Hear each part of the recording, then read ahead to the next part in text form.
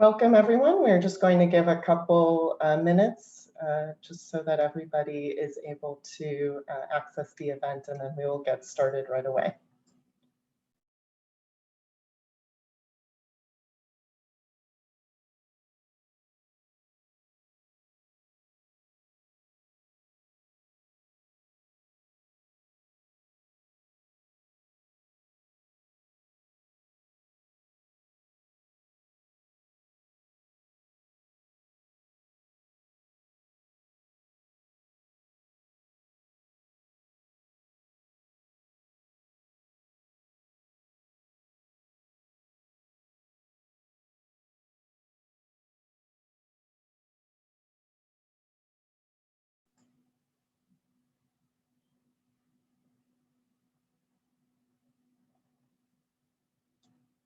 Thank you, everyone, so much for joining. I think we can go ahead and get started.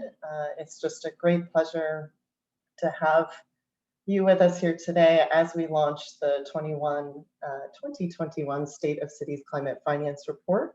My name is Bella Tonkanogi, and I'm Associate Director of Climate Policy Initiative, which serves as Secretariat for the city's Climate Finance Leadership Alliance, and I'll be moderating today's event. So today we will hear opening remarks from several speakers, followed by highlights of the main findings from the report authors, and lastly, a panel discussion with some of the leading experts in the field of urban climate finance. Before we get started, a few housekeeping items. So this session is being recorded and will be available on the Alliance website in the coming days. Due to time constraints, we won't have a live Q&A session today. However, if you have questions for the speakers, please do submit them through the Q&A function, which you can find at the bottom of your screen, and we will do our best to respond during the event. And if unable to respond during the event, we will follow up afterwards. So our first speaker was supposed to be Barbara Buchner, who's the Global Managing Director of CPI. Unfortunately, she has had some internet issues today, so I will be delivering her opening remarks and then handing over to the other opening speakers. So we are just extremely pleased to be here today to launch this report. We've produced this report together with our colleagues from the World Bank. This flagship report of the Alliance comes at a pivotal time for climate action. The COVID-19 pandemic has added financing strain to cities with limited budgets and increasing spending on social protection. At the same time, cities are committed and ready to act on climate. They're preparing ambitious climate action plans and seeking innovative financial mechanisms to finance those. So the report we're releasing today is comprised of two main parts. The first one is authored by the Alliance Secretariat, and which is Climate Policy Initiative, in partnership with the Adrienne Arsh Rockefeller Foundation Resilience Center. And this report presents for the first time a comprehensive estimate of global urban climate finance. The second part of this report was authored by the World Bank and analyzes enabling frameworks and presents solutions for mobilizing climate finance for low carbon, climate resilient urban development pathways. I would really like to use this opportunity to thank all of the authors and contributors to this report. The report has been peer reviewed by many organizations and individuals, including some of you present here, and we're very thankful for all the insightful comments that have allowed us to produce the analysis of such a comprehensive and complex topic. Additionally, we would like to thank the leadership and support of the German government through BMU and BMZ for all their support of the Alliance's work, including this report.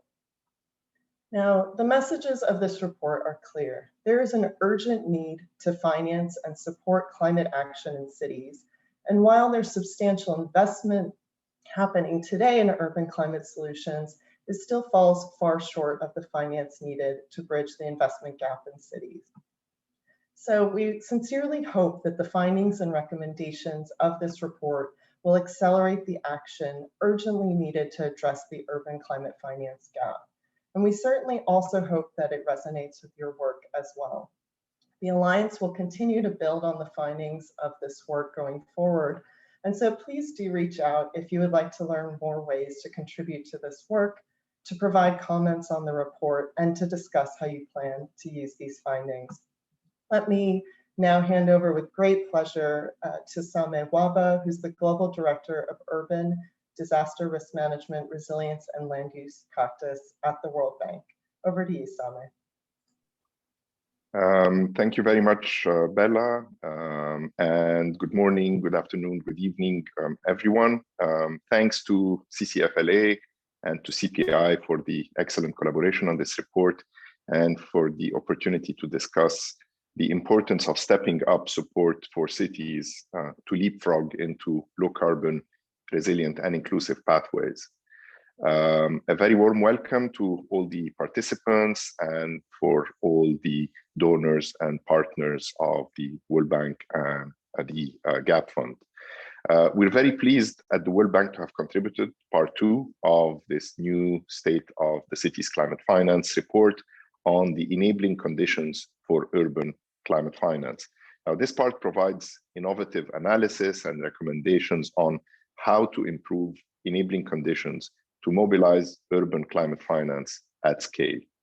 In doing so, it aims to provide a common understanding across climate policy and climate finance practitioners at both global and local levels. Now, climate change affects rich and poor countries, cities, and regions alike. But cities are at widely different starting points when it comes to mobilizing climate finance.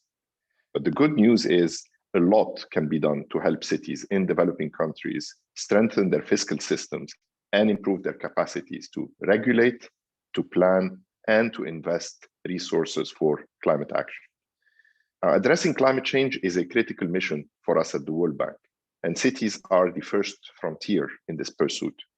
Not only are cities at the epicenter of compounding challenges, but as the world urbanizes and urbanizes really fast, how cities are built and managed will ultimately determine the trajectory of greenhouse gas emissions and climate change vulnerability.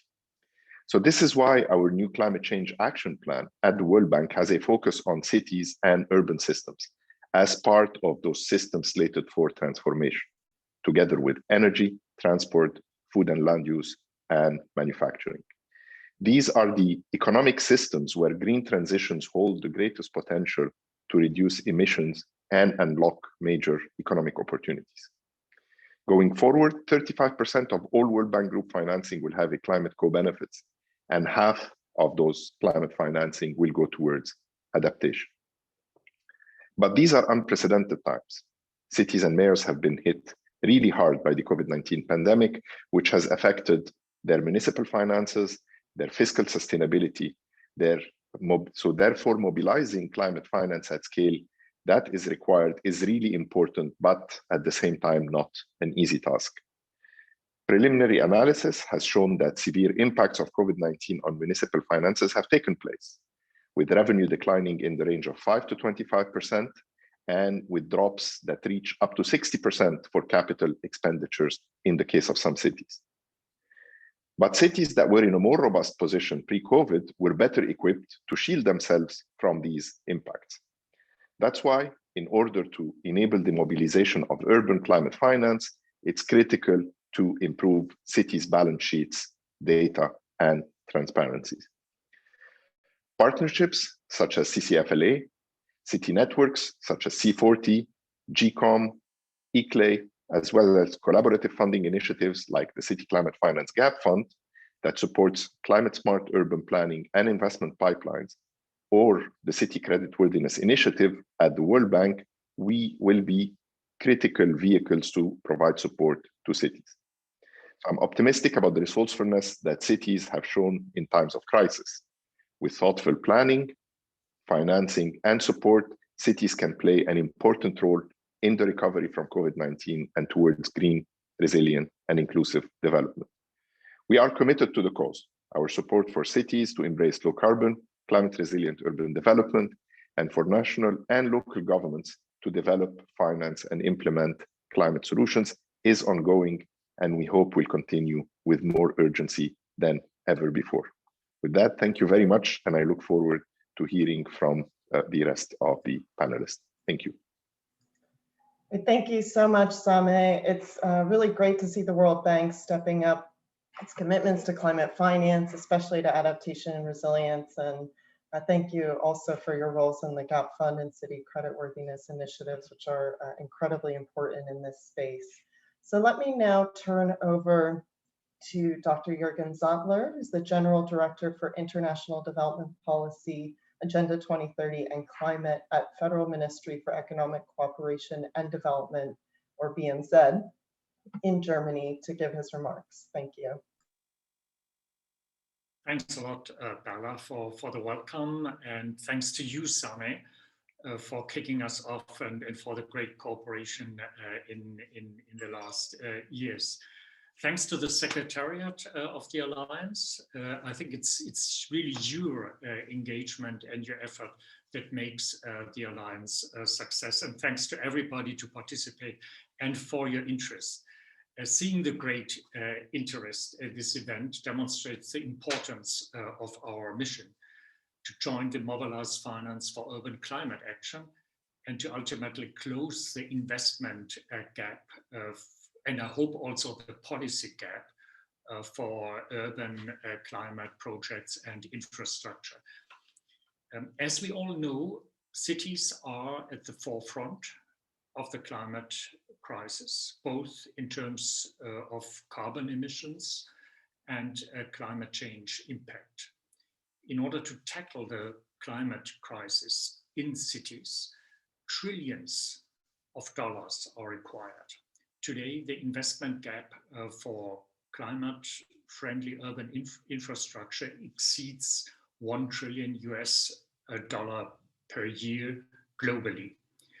While most urban climate investments go into mitigation measures, only a small fraction of urban climate finance go into adaptation measures. And this means leaving many cities and their residents rather unprepared for the effects of climate change.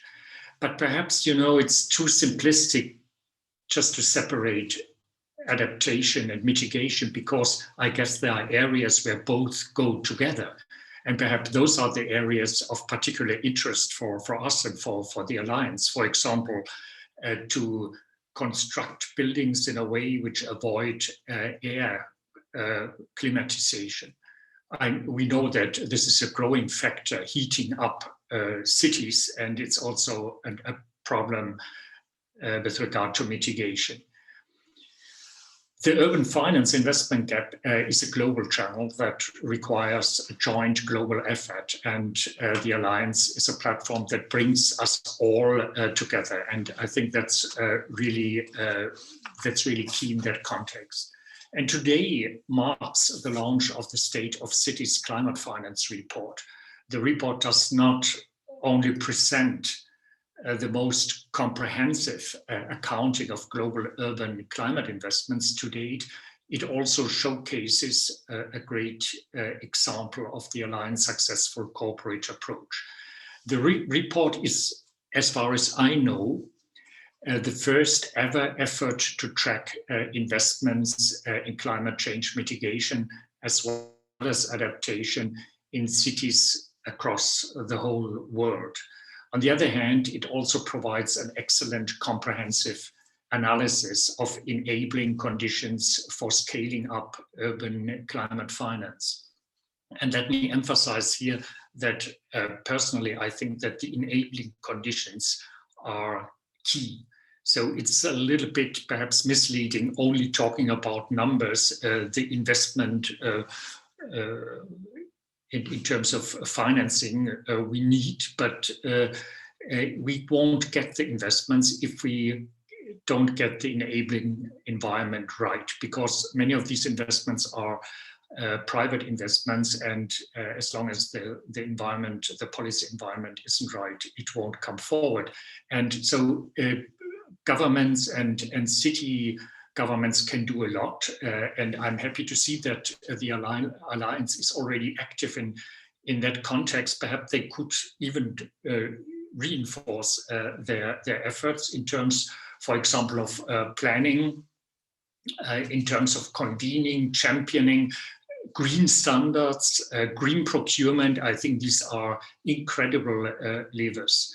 So the report symbolizes a shared map of urban climate finance, constitutes a common baseline, and it will help guide the Alliance strategic decision over the coming years. So we feel it's really key, but there are also a few strategic discussions we have to look at. And one could be, for example, to look at the co-benefit areas of adaptation and mitigation, but perhaps also we might have in future a stronger reflection of cities' needs and ambitions in national NDCs, or necessary reforms in fiscal governance to strengthen cities' finance. So let me close by saying I'm very much looking forward to the presentation of the report, and I wish you and me a fruitful discussion. Thanks a lot.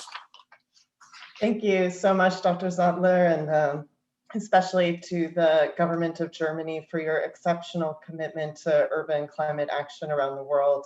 I really like your reminder that the investment gap is above all a policy gap. Let's now hear from some of the authors themselves about the main findings and takeaways of the State of Cities Climate Finance Report. So first, we will hear from Dr. Angela Faulkner, who's director of the CPI London office. And next, Sandrine Bouquet, who's a climate change specialist at the World Bank. A reminder, if you have any questions as they are speaking, to please post them via the Q&A function at the bottom of your screen, and the authors will do their best to address them during this event. Over to you, Angela. Thank you very much, Bella. And I'm really delighted to present some highlights from our Landscape of Urban Climate Finance report to you today on behalf of the large team of CPI staff and collaborators that were involved in this work over the last year or so. It's been quite a strong effort. So on to the next slide, without further ado. The Landscape of Urban Climate Finance provides the first comprehensive estimate of global urban climate finance and investment gaps, developed by tracking a broad range of sources of finance for climate adaptation and mitigation activities located in geographic areas or activities, urban geographic areas, or activities directly serving city dwellers. Our approach combines detailed project-level investment commitment data reported by donors and investors, so-called tracked data shown here in orange in the diagram, with estimates of sector-level capital expenditure developed using sector-installed capacity data and investment cost data, currently for transport and buildings activities only, shown here in blue. Moving to the next slide. This is our resulting Sankey diagram, which presents a visual overview of urban climate finance flows from sources through to end uses. It includes both tracked and estimated data, depicting the life cycle of annual investment flows averaged over 2017 and 2018, the latest years for which data was available. We estimate that a total of $384 billion was invested. This is far below the approximately $5 trillion needed annually as estimated in the last edition of the State of City Climate Finance Report published in 2015. Next slide, please. Taking you through a few of our key findings in a bit more detail. In terms of the sources of investment, our data shows a 60-40 split in private and public sources of finance in 2017 and 2018. National government financing projects domestically were the highest single contributing finance provider, driven by spending on urban transport and buildings infrastructure. However, as shown on the figure on the right-hand side, domestic private finance was the main source of capital overall, amounting to $128 billion. This corresponds mostly to household expenditure on private vehicles, private electric vehicles, and energy efficiency in buildings, as well as commercial bank investment in the building sector and corporations investing in waste to energy and wastewater management projects. Next slide, please. Of the total, $384 billion, the largest proportion of finance was invested in East Asia and Pacific region, driven by China, and in developed economies in Western Europe and North America. Financing for China featured significantly in the capital expenditure estimations for urban transport and buildings. For instance, $34 billion was spent on electric buses, and this was almost entirely in China. In Latin America and the Caribbean, $11 billion was invested mostly in Argentina and Brazil. This is a fraction of the IFC estimates of financing opportunities available in the region, which amounted to over $400 billion. Important to emphasize, there were vastly insufficient amounts of urban climate finance being invested in crucial regions such as South Asia and Sub-Saharan Africa, which saw an annual average investment of just $4 billion and $3 billion respectively. Next slide, please. Now, looking at what urban climate finance is actually being spent on, you can see large sums being spent on mitigation in buildings and transport on the left. This is proportioned to the large amount of emissions that come from those sectors. And on the right-hand side, you can see the largest sums of adaptation finance are being spent on water management. Overall, there's a really clear divide between adaptation and mitigation finance in the data that we were able to track. Finance for adaptation projects amounted to $7 billion, or 9% of the investments tracked at the project level, against 91% in mitigation and dual uses. This is partly a function of our ability to estimate capital expenditure for mitigation activities in the transport and building sectors, while doing so for adaptation would be very challenging. So with those highlights and a quick whirlwind through our report, I'd certainly encourage you to dig into some of the details in the report itself, and we'd welcome your feedback. While this report does provide a first comprehensive estimate of urban climate finance, more work is needed by all actors to improve the reporting and monitoring of urban climate finance spending and investment and needs. So efforts to scale finance can be directed most strategically going forward. With that, let me hand over to Sandrine from the World Bank to take us through the findings from part 2. Over to you, Sandrine. Thank you, Angela. Hi, everyone. I'm Sandrine Bukersh, a climate change specialist at the World Bank, and it is my pleasure to be here today to present alongside CCFLA and CPI. I'm one of the authors, along with my colleagues David Mason, an urban development specialist, Jamie Bowick, an expert in municipal finance, and Jan Whittington, an expert on urban planning and design. Part 2 of the report focuses on the enabling conditions for mobilizing urban climate finance at scale.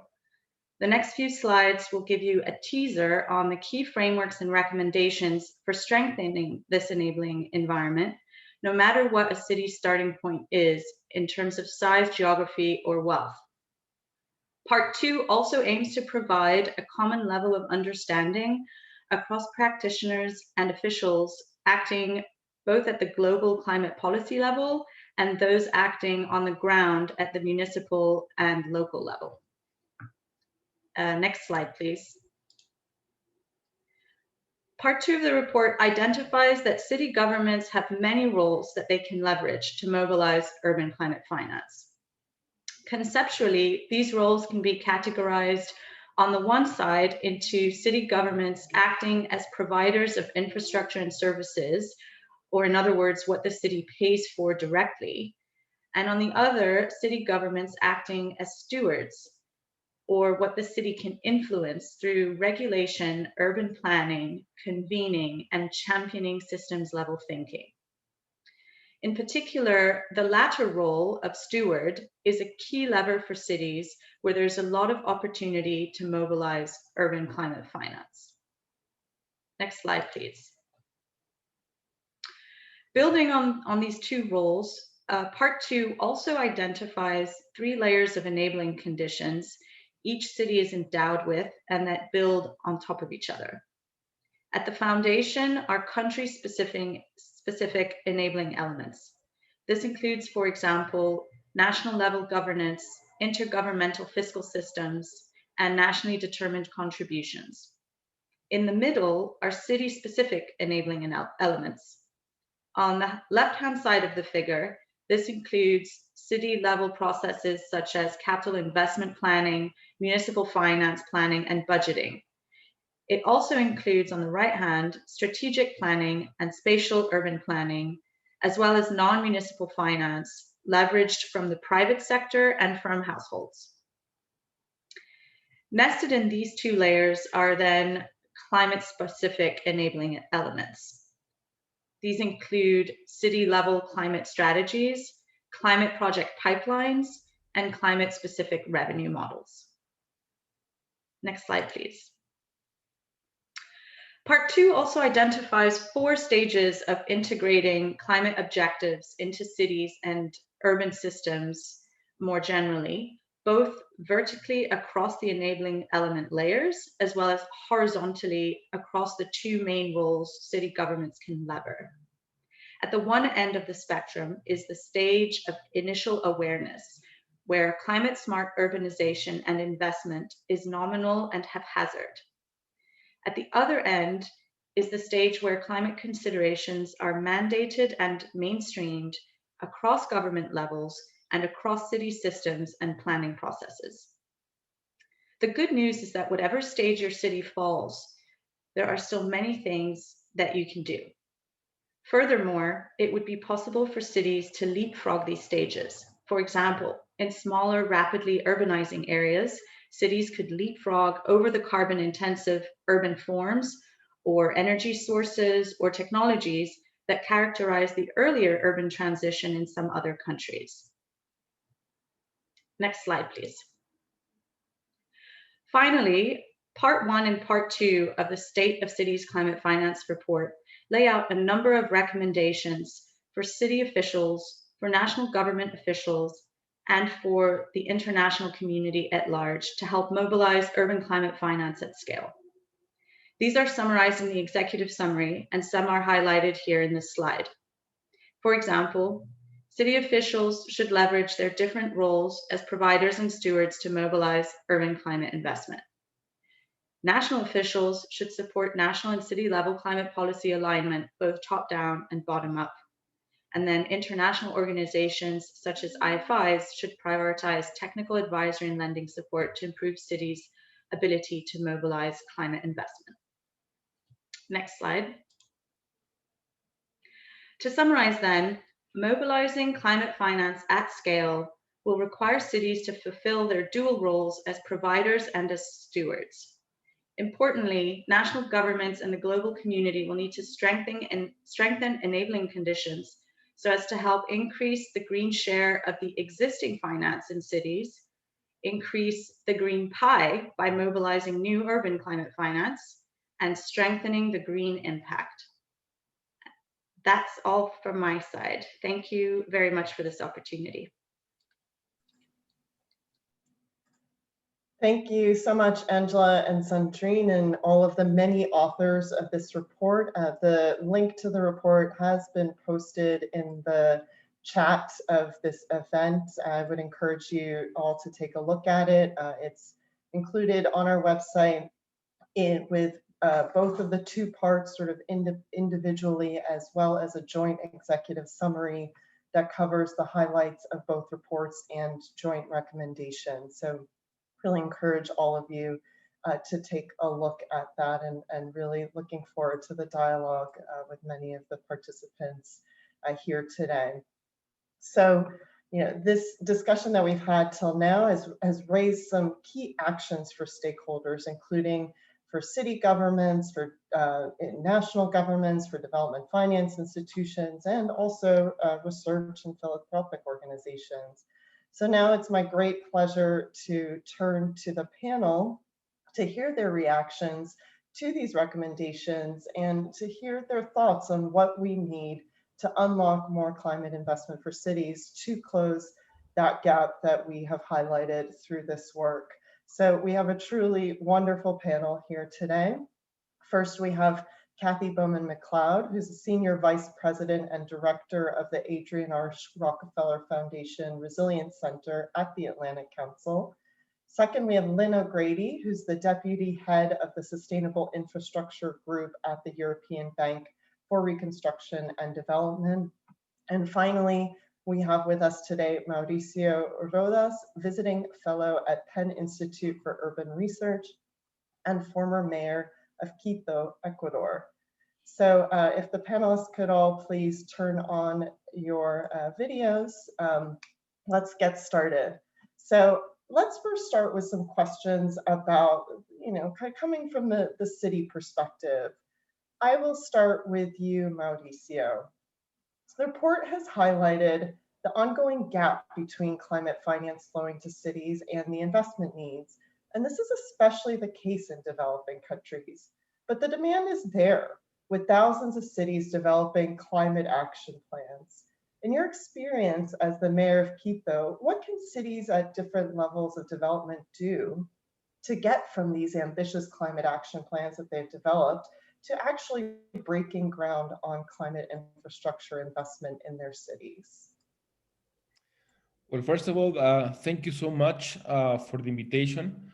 Thank you to CCFLA, to CPI for the great pleasure of being in this panel among such a fantastic group of experts and good friends, including Kathy, with whom I work with at the Adrian R. Rockefeller Foundation Resilience Center. So it is really an honor to be here. The first thing that I would like to say is that we need to understand the landscape in which cities have to navigate the complicated waters of international financing. First of all, according to the World Bank, less than 20% of the largest 500 cities in developing countries are deemed credit worthy. 56% of countries in the world forbid any kind of borrowing by local governments, while only 22 countries, that means for 14% of total countries in the world, allow borrowing without any restrictions to cities. Only 1 in 5 C40 cities are able to borrow from their national governments, and only 1 in 4 can issue bonds. So that's the landscape in which we are working. So I think this is a very important point to understand. The legal barriers and obstacles that cities around the world face to access to international financing because of their national regulatory frameworks. So that's an important issue to address. And how can we do that? Okay, that's difficult because it becomes very political, but it is something that should be discussed very thoroughly at the international level. How can we make sure that cities will be legally able to actually access to international financing by improving national regulatory frameworks? And I think that a benchmarking exercise in that regard could be extremely helpful. That's something that, for example, CCFLA and other international platforms could be fostering. So that's my first point. The other one is that we all know that we are facing an international financial landscape that was not designed for cities. It was designed for countries. We need to make it more cities friendly. And we need to develop new financial facilities for cities to have direct access to international financing. We need to foster the capacities for cities to do that. Because if we all are aware of the fact that it is in cities where the battle against climate change will be defined, and that's the case because cities are responsible for more than 70% of CO2 emissions. So it will be impossible for countries to meet their NDCs and to meet the Paris Agreement without an effective role from cities. But on the other hand, if we need cities to play that effective role, we need to develop ways for cities to undertake the huge infrastructure transformation they need in order to become climate friendly. And in order to do that, they need to have better access to international finance. And having said what I said before, right, improving national regulatory frameworks, and also thinking about what kind of reforms we need to foster within the international financial system, I think we also have to promote innovation in the way cities reach out for international financing. And let me tell you a personal experience about that. And because the question is about how much a climate action plan can guide a city to identify priorities. The first thing that I did as mayor is to develop a climate action plan. And as part of that plan, we did CO2 emissions measures. And we identified that 56% of our total emissions came out from the mobility system. So it was there in the mobility system that we had to focus our efforts on. And we did. That's why we decided to build the first metro line in the city and in the country. Now, in order to finance that huge project, the largest infrastructure project in the history of the city, we needed to innovate.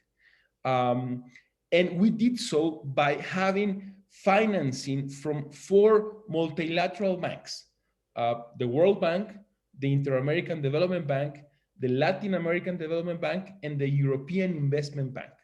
But we did not only receive financing from these institutions, but we actually applied their policies and their regulations into the project, which made the project much more strict than what national law provided in terms of regulations, safeguards, transparency, and many other things, which at the end proved to be the right thing to do because we managed, until I was in office, to meet the schedule and the budget plan for the project, which, as you know, it's something that usually doesn't happen for this kind of huge infrastructure initiatives.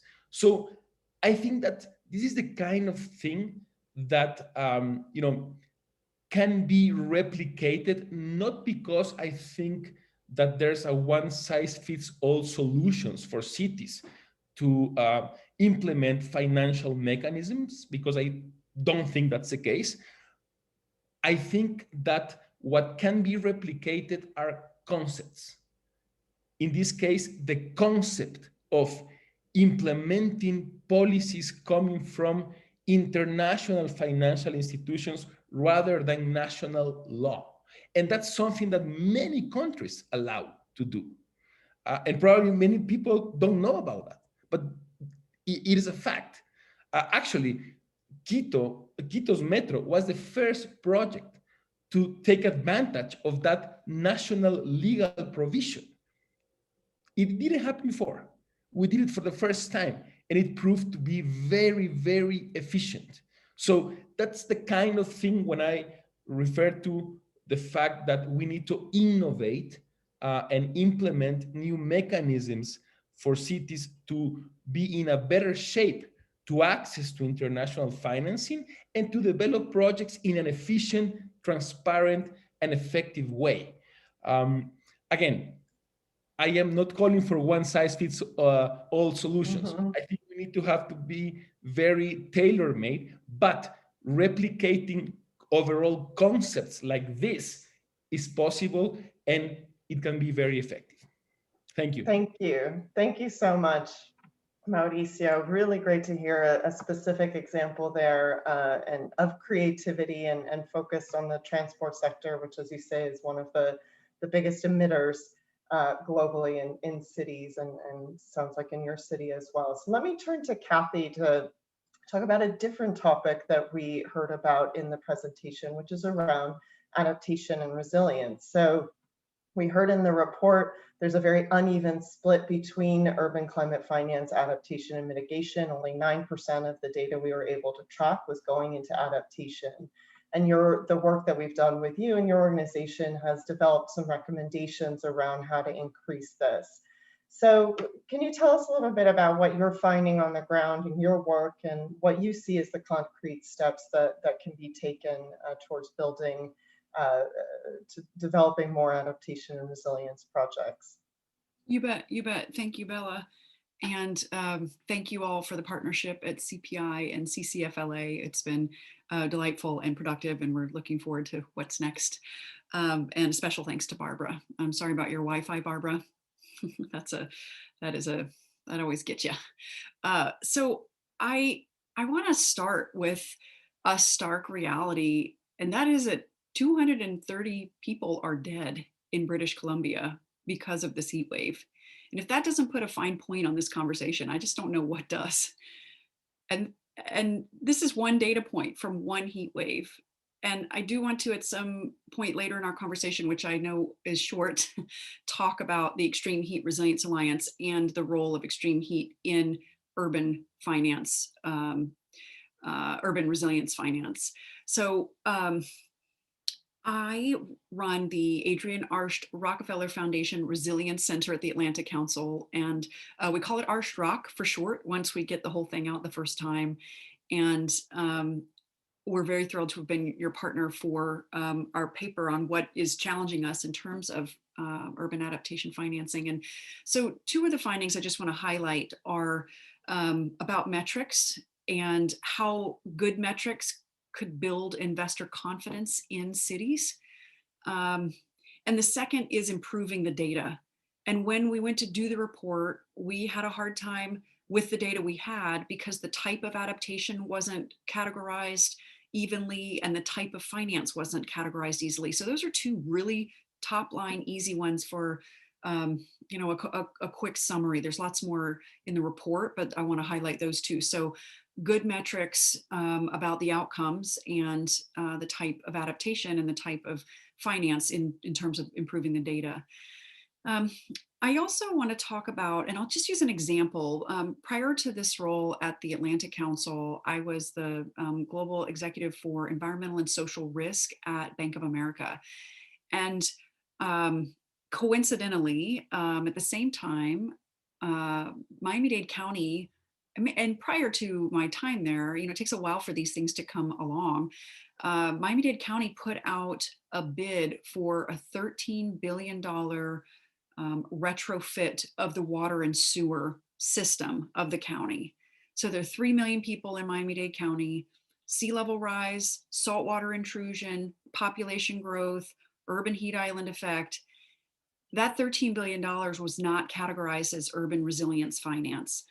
Some percentage of that, of bigger culverts, raising the water treatment plant on Virginia Key, having to change out things that have been corroded by saltwater intrusion, those things are not counted. And so when you think about metrics and you think about how do we attribute parts of or all of public finance, that's a big opportunity for us. So I just want to give that specific example. And then I wanted to just talk about, Mauricio covered really well the lack of creditworthiness for cities in the developing world. And I want to put a plug in for the financial community to lower their expectations on return. This is a new day in this world. And when you think about equity and you think about the cost of what's in that return, some of those externalities need to be internalities, and especially to get into cities where people are suffering and economies are being set back, we need to really think about what our expectations are in the financial community. I'm saying that very broadly for working in these places. So that's another another recommendation. And as Mauricio so well said, you know, DFIs are city constrained.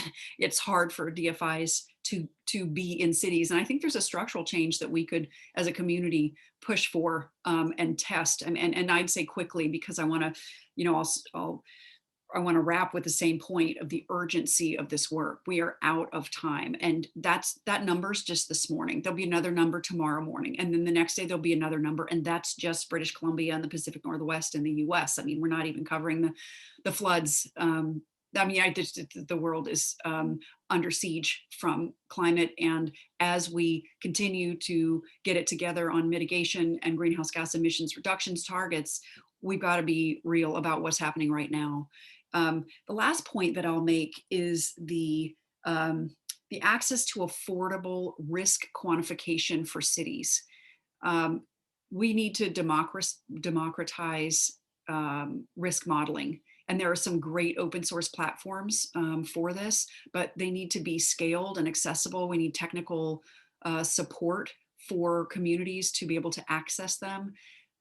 We are working with David Bresch at ETH on a cost benefit analysis tool that is based on Climata that shortens the time it takes and incorporates biodiversity, social vulnerability, and gender into the output that is the cost curve that helps communities make a decision about cost effectiveness for adaptation projects. And we're building the heat model right now. It's a tropical cyclone model, right, you know, that we have in it now. So I know we don't have much time, so I'll just leave it at that and just underscore how urgent this is, and so glad to be in the conversation. And thank you again to CPI and CCFLA.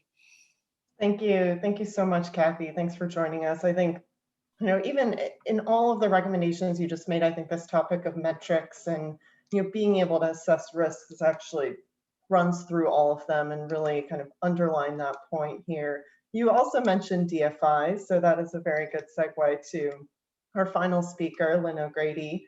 So Lynn, we can't really talk about access to finance today without mentioning the impact that COVID has had on cities and city budgets. I mean, with reduced budgets, the contribution from banks like yours and other public and multilateral and national development banks is going to be even more crucial in the coming years. So can you give us some examples of actions that MDBs like EBRD are currently taking to support cities to make a green resilient recovery?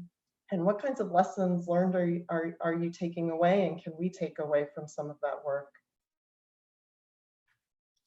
Okay, well, thank you very much, Bella. And first of all, I'm delighted to be speaking to you all today from London. So I was introduced as the deputy head of the Sustainable Infrastructure Group, which I am, but I also have another job title. I am the co-lead, together with Nigel Jollins, of EBRD Green Cities. And I have a very good team of people who are all tuned in and are going to be listening to everything I say. So I'm going to start by really picking up what Kathy said was about the urgency of the situation. And what goes with urgency is the need to deliver. And that's what this Green Cities program is dedicated to. And I will just spend just a couple of minutes detailing exactly what that is. So EBRD Green Cities is a program which links strategic planning, and that is through Green City Action Plans, with the delivery.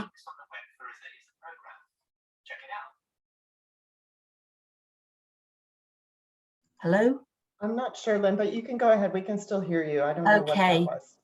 Okay, with the delivery of green investments and also policy support. So this facility has now been operational for 5 years and has grown to a 3 billion euro facility with 800 million euro invested in 44 projects in 27 different cities spanning 18 countries. And just to give you some examples of these investments, these include electric buses and charging infrastructure in cities like Batumi, Amman, which is behind me, Varna and Sofia, buildings energy efficiency in Chisinau in Moldova, and modernization of water facilities in places like Tirana and in Albania and Skopje. So, and just putting all these projects together, in total, they result in savings of 772,000 tons of CO2 annually. And that is equivalent, just to put it into language that we can all understand, taking off the road each year nearly 178,000 cars. So we do not stand still in the Green Cities team. And last year, when the pandemic was at its height, we did some soul searching about how the program really needed to adjust to the times. And we made many changes, and I just wanted to highlight what I felt to be the most important. So the most important thing was we still lead on green. That is the main focus of EBRD Green Cities. But going forward, we are now putting more emphasis on digital solutions. Cities that were digitized, had smart solutions, were much better able to deal with the pandemic. I mean, just for a start, where customers could make online payments for utility bills, there was not that dramatic plummet in revenues.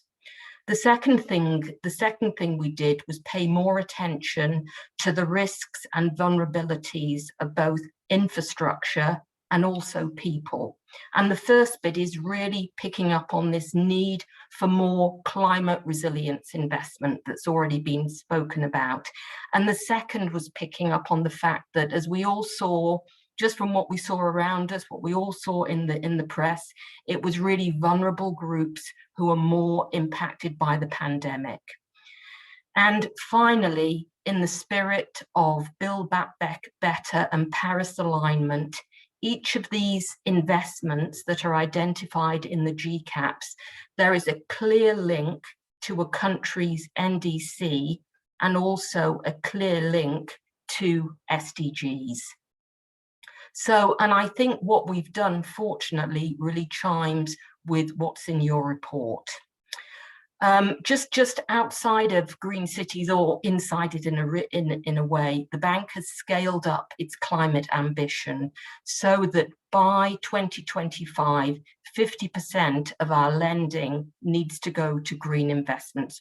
Huge, huge focus at EBRD now. And finally, just looking at the short term, there are facilities in the bank which provide short-term liquidity support for municipal services. And a really good example of that is the Green City of Lviv, where EBRD has very recently just provided that all needed short-term loans that they need. And it also picks up on your report, makes use of a partial risk guarantee. So it's all this innovation coming in as well. So now to the lessons learned. The first lesson learned is simple but true. The key to EBRD Green Cities success is a link between this strategic plan, the Green City Action Plan, and the investments and the policy actions. So you don't have a plan in isolation that sits on a shelf. You have a plan, it's the city's plan, they are tasked with delivery. And I think also to note, just to avoid any misconception, that plan is the city's, as I've just said, and it is not just for the exclusivity of EBRD. It's for city financing, anybody to finance the solutions coming out of that. The second, and the mayor of Quito will like this, and it's in my notes, one size does not fit all. How truly said, you know, cities are diverse. They are diverse in terms of their size, their economic conditions, that degree of central government control, very, very important. And in our network, at one end of the spectrum, we have a very large city like Poland in Central Europe. They run their own show, they can mobilize their own financing. And on the other end of the spectrum, we have cities like Tbilisi in Georgia, also committed to the green recovery, but just operating in a completely different context. So what we do, it's flexibility. We adjust the Green City Action Plan to suit the needs of that city. We also adjust the lending structure to suit the needs of that city. So for example, in Warsaw, we would look for private financing options ideally, and we actually have a facility dedicated to that. And in countries like cities like Tbilisi, we would look to maybe lend to the government, on lend to the city. And we would also, and it's also picking up on what the mayor of Quito said, see if we can lend to the city without any recourse to the state. That's something that EBRD has a very good track record in, and we want to do much more. So my third lesson learned is the power of the network. So the Green Cities is now a network of 49, so enticingly close to 50 cities. And what I have learned on this journey is that cities want to connect. They want to connect to share knowledge, to share best practice. And we now have a Green City Officer Network. We have an annual event. We had one a couple of weeks ago. And last year, we also held many webinars where we just discussed with our cities what the impact was of the pandemic and did our thinking and learning through them. I think the network also is an excellent way to scale up financing. A city by itself, when you work for an institution like EBRD, you can get financing. If you've got a program, it's much easier. And we were very successful getting funding from the Green Climate Fund for a big programmatic approach. So they're my three lessons learned. Thank you so much, Lynn. So really incredible insights from all three of you. We have just 3 minutes left in the session, so I just want to ask each of you for your very short, if you had one thing, one key takeaway that you would want a policymaker to come away from this session and this discussion with, that they could act on, what would that be? I'm going to change up the order a little bit. I'm going to start with Kathy, go to Lynn, and then go to Mauricio to finish. Again, 30 seconds, if at all possible. Over to you, Kathy. You're on mute. Classic. Achieve climate investment parity now. Invest equally in adaptation as you do in mitigation. And call anybody on this panel and organizers for help in how to do that. Thank you. I love it. Lynn, over to you. What would be your one message? My one message, it's not a policy, it's an action, it's partnership. It's key. Partnership, working together, not replicating. We're all trying to achieve the same goals. And if I can just say one more thing, not forget about why we're doing this. We're doing this because, cities are at the forefront of this, and it's about people. It's about impacting people's lives and improving them. Thank you for that. Mauricio, over to you for the closing.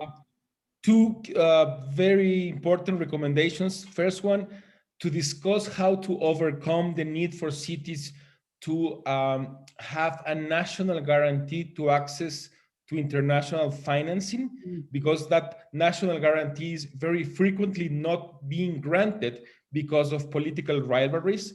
And climate change, extreme heat, and all of these issues are so important that it is scary, the fact that we are dependent on political factors to effectively fight against them. That's number one.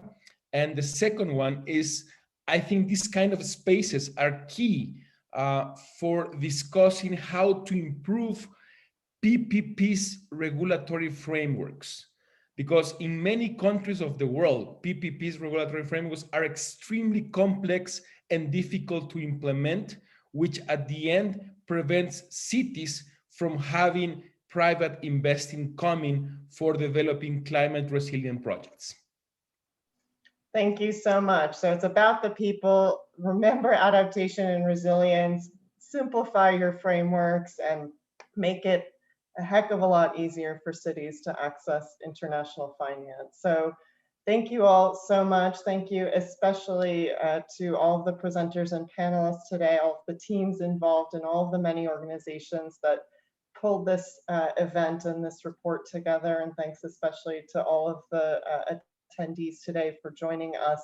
We had a really very high record attendance and really hope that that is symptomatic of the more and more attention being paid to this topic. And we would love to work with everybody who joined today going forward to really make sure that we raise this topic much higher up and up on the agenda, on the international and domestic agendas to mobilize climate finance for cities at scale. So thank you all again. Have a wonderful rest of your day, and let's keep all of the people around the world in our hearts as many of them struggle already with climate risk. Thank you. Thank you, Bella. Thanks, everybody. Thank you very much. Thank you, everybody. See you. Thank you. Bye. Thank you, everyone. Bye-bye. Bye.